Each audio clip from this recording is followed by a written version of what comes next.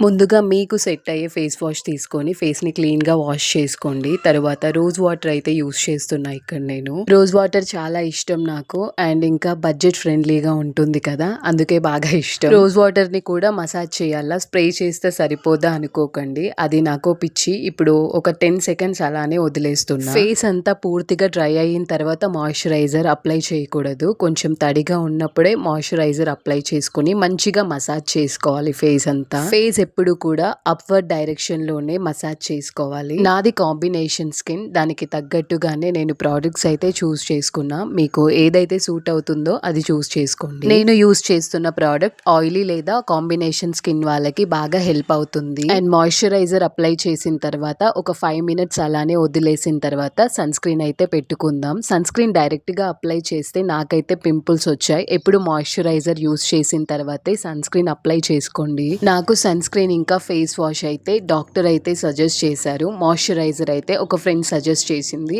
అన్ని ప్రోడక్ట్స్ కూడా నాకు బాగా సెట్ అయ్యాయి. ఒక ముఖ్యమైన విషయం చెప్తాను, ఎప్పుడు కూడా కలర్ కోసం ట్రై చేయకండి. మిమ్మల్ని మీరు లవ్ చేయండి.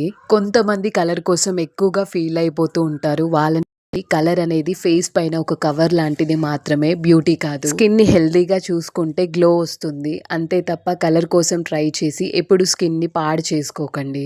Face wash, moisturiser and sunscreen అయితే మన స్కిన్ ని బాగా హెల్ప్ చేస్తాయి. ఫ్యూచర్ లో కూడా మనకి తొందరగా ముడతలు రాకుండా ఉంటాయి. చాలా చాలా హెల్ప్ అవుతుంది. భయం వదిలేసి చాలా ధైర్యం తెచ్చుకొని వీడియో చేస్తున్నా. లైక్ చేయడం మర్చిపోకండి.